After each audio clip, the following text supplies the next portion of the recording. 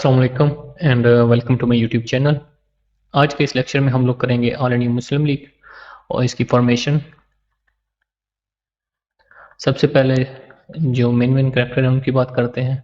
ये सर आगा खान है, ये नवाब मोहसिन उल मुल्क है और ये नवाब सलीमुल्लाह खान है। और वीडियो शुरू करने से पहले बहुत ही इंपॉर्टेंट फैक्ट कि कायद आज़म ऑल इंडिया मुस्लिम लीग और शिमला डेपुटेशन दोनों की मुखालफत करते हैं, क्योंकि ये गोपाल कृष्ण गोखले के स्टूडेंट होते हैं। और इसी वजह से, क्योंकि ये भी इसकी मुखालफत करते हैं और कायद आज़म भी इसी वजह से इसकी मुखालफत करते हैं। और जहाँ तक मेरा ओपिनियन है कि आप देखें, सर आगा खान उस टाइम के लैंडलॉर्ड, नवाब मोहसिन उल मुल्क लैंडलॉर्ड, नवाब सलीमुल्लाह लैंडलॉर्ड। जो फॉर्मेशन हो रही है वही एलीट क्लास की है, वही एलीट क्लास है।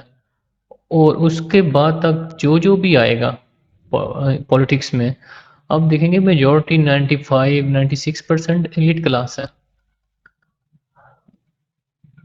और क्योंकि आज पाकिस्तान बनने के बाद भी हम लोग कहते हैं कि जो जितनी भी पॉलिटिकल पार्टीज हैं वो सारी सेंट्रलाइज्ड है, सेंट्रलाइज्ड लीडरशिप है। वो इसी वजह से है कि हमारी फाउंडेशन ही ऐसी रही है। हम शुरू से लेके अब तक एक ही दायरे के गिर्द घूमते हैं, एक एक ही मरकज होता है, एक ही सेंट्रलाइज्ड लीडरशिप होती है। अभी ऑल इंडिया मुस्लिम लीग देखेंगे तो उसमें भी यही है। फिर नेक्स्ट जब चलते हैं तो इल्लामा इकबाल है, इल्लामा इकबाल जाते हैं तो कायद आज़म है, कायद आज़म जाते हैं तो नामज़द लियाकत अली खान है। ऑल्दो इन कुछ केसेस को छोड़ के अभी तक डायनेस्टिक पॉलिटिक्स है हमारी पाकिस्तान की। कहने को तो डेमोक्रेसी है, लेकिन डायनेस्टिक पॉलिटिक्स है और मुझे नहीं पता कब तक चलती रहेगी। सो आउटलाइन की तरफ चलते हैं। सबसे पहले देखेंगे हम लोग इंट्रोडक्शन, फिर बैकग्राउंड फैक्टर्स, देन इस्टेब्लिशमेंट देखेंगे कि इसमें कितने मेंबर्स थे एस्टेब्लिश करते हुए और क्या क्या कंडीशन थी। देन इसकी ऑब्जेक्टिव्स देखेंगे और फिर ऑर्गेनाइजेशन एंड स्ट्रक्चर इसका क्या था और फैक्टर, क्योंकि जो ऑब्जेक्टिव इसकी फाउंडेशन पे थे ना, ये क्यों चेंज हुए ऑब्जेक्टिव, वो हम देखेंगे फैक्टर्स के क्यों चेंज होते हैं मुस्लिम लीग के। क्योंकि फॉर्मेशन के वक्त इसके 3 ऑब्जेक्टिव थे और जब ये फैक्टर्स होते हैं तो मुस्लिम लीग के 4 ऑब्जेक्टिव्स हो जाते हैं, 4। और देखेंगे कि वो ऑब्जेक्टिव कौन सा था और कब आता है और क्यों आता है। So all India Muslim league, मैंने आपको पीछे भी बताया था कि ऑल इंडिया मुस्लिम लीग जो है वो all India Mohammedan educational conference, इसी के प्लेटफॉर्म से इसकी फाउंडेशन होती है। और इसकी इसी कॉन्फ्रेंस का एक इजलास हो रहा होता है एहसन मंजिल पैलेस जो होता है ढाका नवाब, मतलब नवाब सलीमुल्लाह खान, इनके यहाँ ये इसका इजलास हो रहा होता है। तो यहाँ पे ही फाउंडेशन रखी जाती है मुस्लिम लीग की और ये एक माइलस्टोन है। और इससे कह लें कि बाकायदा तौर पे मुसलमानों की जो पॉलिटिकल मूवमेंट है इसका आगाज़ हो जाता है। और इसके बाद ही 1906 में मुस्लिम लीग बनती है।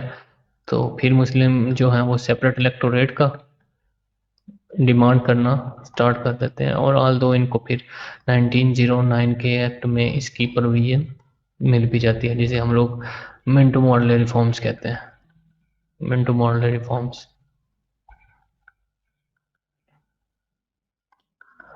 अगर देखा जाए तो सर सैयद अहमद खान 1867 से, जब से उर्दू हिंदू तनाज़ा शुरू होता है, तब से ही कह रहे होते हैं कि हिंदू और मुस्लिम तो मुख्तलिफ कौमें हैं, they are different according to the every definition of the nation.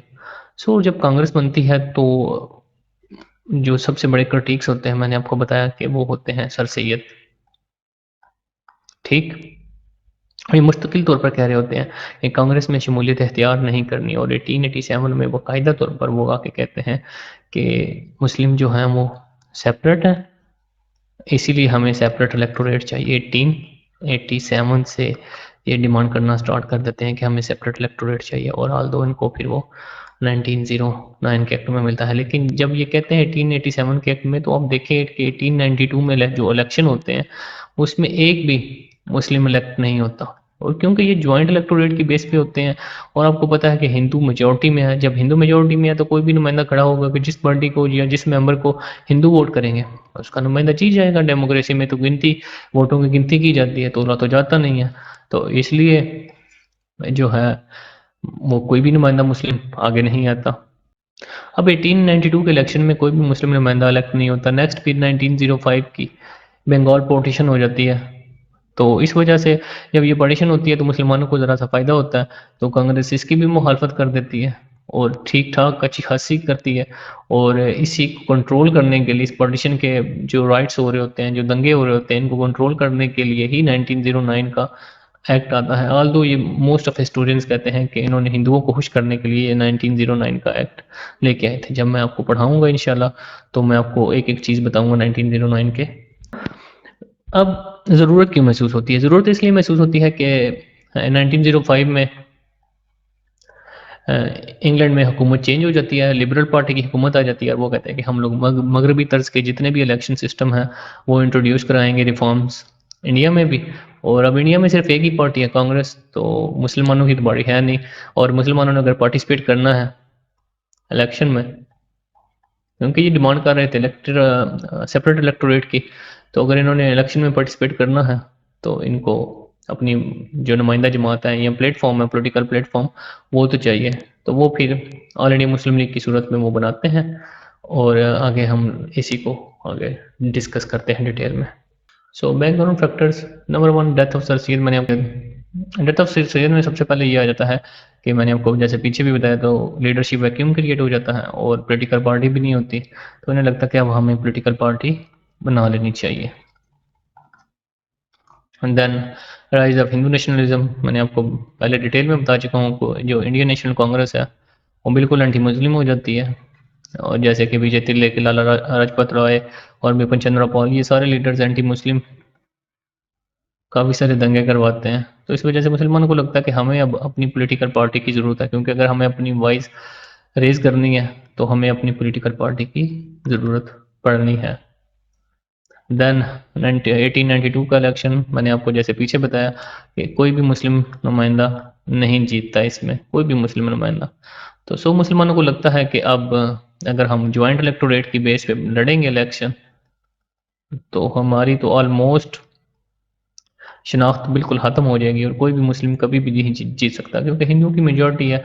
और जब भी हिंदू कोई नुमाइंदा खड़ा होगा या कांग्रेस का जो नुमाइंदा खड़ा होगा तो उसको ज़्यादा वोट पड़ेंगे और मुस्लिम नुमाइंदा रह जाएगा। तो उन्हें लगता है कि अब हमें सेपरेट इलेक्टोरेट की भी डिमांड करनी चाहिए, और सेपरेट इलेक्टोरेट की डिमांड करेंगे जब, तो हमें अपना मुस्लिम नुमाइंदा भी इलेक्शन में खड़ा करना पड़ेगा। और अगर इसको इलेक्शन लड़वाना है तो इसके लिए एक पॉलिटिकल प्लेटफॉर्म की भी ज़रूरत होगी, और वो ऑल इंडिया मुस्लिम लीग की सूरत में वो लोग बनाते हैं।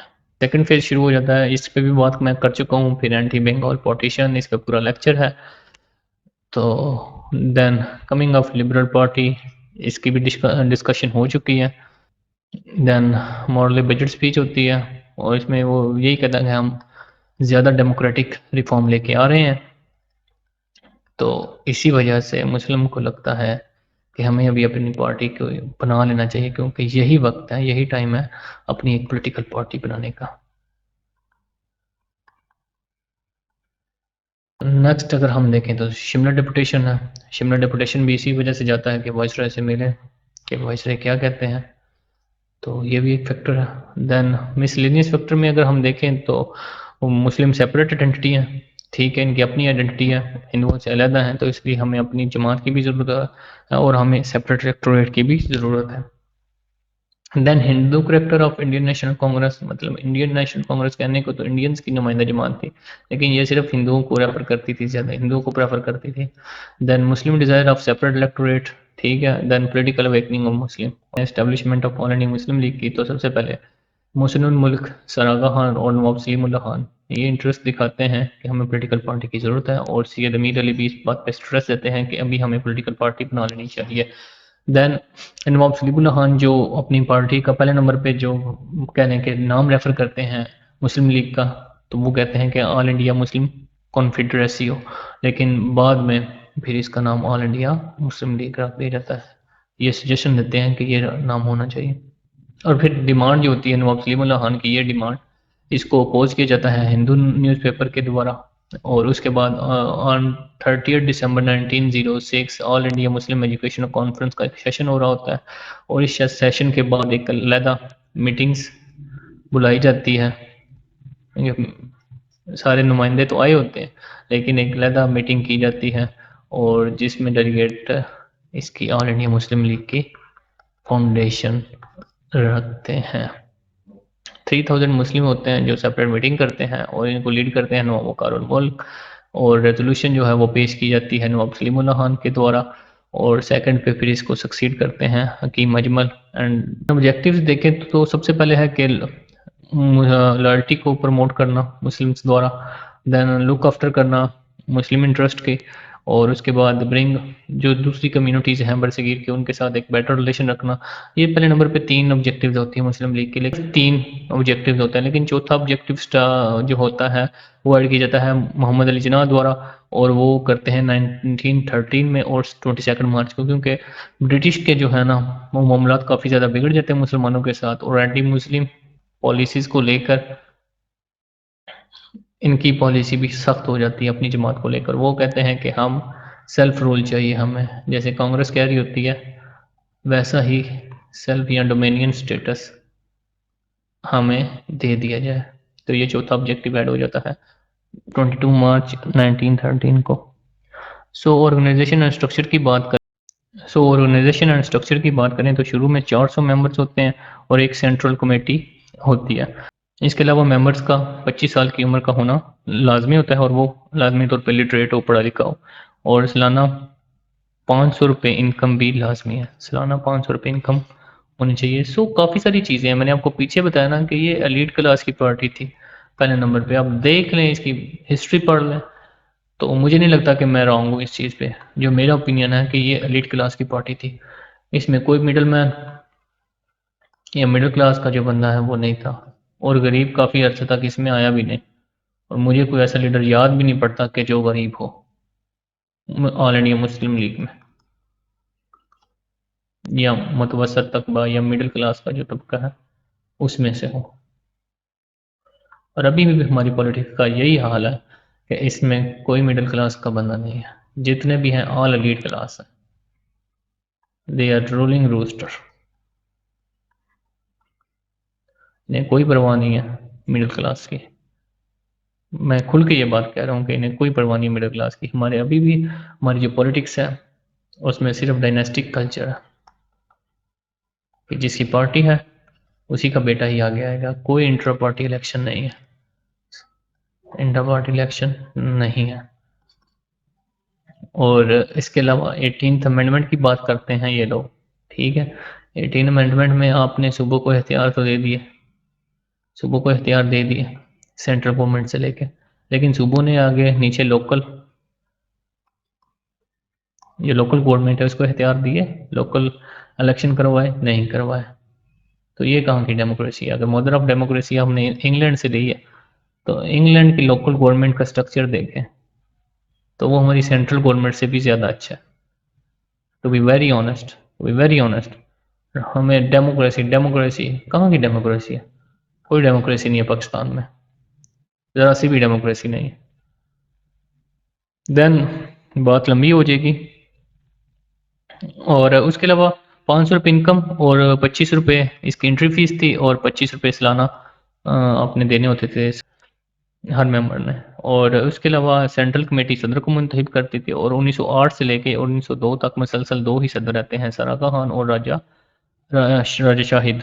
और 1936 से लेके 1936 से लेके 1947 तक नवाबजादा लियाकत अली खान सेक्रेटरी के ओहदे पर रहते हैं, और 1907 में पुणे मुस्लिम लीग की बुनियाद रखी जाती है। 1907 में पुणे मुस्लिम लीग की बुनियाद रखी जाती है, जिसकी इसकी फाउंडेशन रखते हैं जनाब मौलवी रफ़ीउद्दीन साहिब। और 1906 में मदारस में मुस्लिम लीग की बुनियाद रखी जाती है। दैन अक्टूबर 1909 में मशरकी बंगाल में, और दिसंबर 1907 में पंजाब मुस्लिम लीग की बुनियाद रखी जाती है। अब देखते हैं कि फैक्टर्स कौन से रिस्पॉन्सिबल थे कि मुसलमानों की जो चौथा ऑब्जेक्टिव ऐड किया था वो किस वजह से किया था। Number 1, disillusionment with British. मतलब कुछ हालात वाक़यात ऐसे नहीं थे, या कुछ हालात ऐसे हुए थे कि जिससे लग रहा था कि एंटी मुस्लिम पॉलिसीज़ को ये लोग फेवर कर रहे हैं। और एक नंबर पे इसमें तो ये था कि एंटी मुस्लिम फोर्सेस हैं उनको सपोर्ट किया जा रहा था इंग्लैंड में, इंग्लैंड के ज़रिए जो ब्रिटिश राज था वो सपोर्ट कर रहे थे एंटी मुस्लिम फ़ौजों को टर्की में। और उसके बाद कानपुर की मास की जो ट्रेजेडी होती है उसमें भी यही है, और अलीगढ़ यूनिवर्सिटी की जो स्टेटस है देने का उसको भी डिले किया जाता है। उसके बाद annulment of partition of Bengal, Muslim इसको ऐसे लेते हैं कि ये हमारे खिलाफ जो पॉलिसी हो रही थी इन्होंने हिंदुओं की बात मानी है, हमारा फ़ायदा नहीं देखा। और then invasion of Turkey in Balkan states में, क्योंकि ऑटोमन एम्पायर कह लें कि 1912 में अपने डाउनफॉल पे थी, और ये 1912 में एक वार होती है बल्गारिया, साइबेरिया, ग्रीस और मोंटेग्रो ये मिलकर, इधर बल्कान स्टेट जो है ये सारी बल्कान स्टेट है, ये टर्की के जो ये वाला इलाका होता है और ये वाली टेरिटरी होती है इस पर हमला कर देती है, और इसको इंग्लैंड की भी सपोर्ट प्रॉपर होती है। देन इसका रेडिकल चेंज होती है ऑलरेडी मुस्लिम लीग में, क्योंकि ये 25 वाली एज की रिस्ट्रिक्शन को मिटा के 21 कर देते हैं, और जो एंट्री फ़ी होती है इसको 25 से 20 कर देते हैं, और अब इसकी इंस्टॉलमेंट पे भी आप लोग पेमेंट कर सकते हैं। और न्यू यंग लीडर आते हैं जो नेशनलिस्ट होते हैं, जैसे अजीज़ मिर्ज़ा, क्योंकि अब मैंने आपको बताया ना कि इंडियन नेशनल कांग्रेस नेशनलिस्ट जमात थी। वो कहते थे कि भाई निकलो यहाँ से, हमें डोमिनियन स्टेटस दो और यहाँ से निकल जाओ। तो ये भी नेशनलिस्ट लीडर थे अजीज़ मिर्ज़ा, इस तरह के लीडर्स आने लग जाते हैं। और जो कह लें कि जो मॉडरेट लीडर होते हैं जैसे सैयद अमीर अली थे, देन सरागा खान और नवाब मोहसिन उल मुल्क, तो ये सारे भी और या कुछ रिटायर कर देते हैं, जैसे सैयद अमीर अली रिज़ाइन कर देते हैं, सरागा खान भी रिज़ाइन कर देते हैं, और नवाब मोहसिन उल मुल्क की डेथ हो जाती है 1907 में। तो इनकी प्लेस पे न्यू यंग जनरेशन आ जाती है, और जिसके आइडियाज़ और होते हैं, उनकी सोचें और होती हैं। क्योंकि देखें ना कि नेशनलिज्म अरूज पे था उस टाइम पे यूरोप में, ये वाला जो सारा पीरियड था ना इसमें नेशनलिज्म था।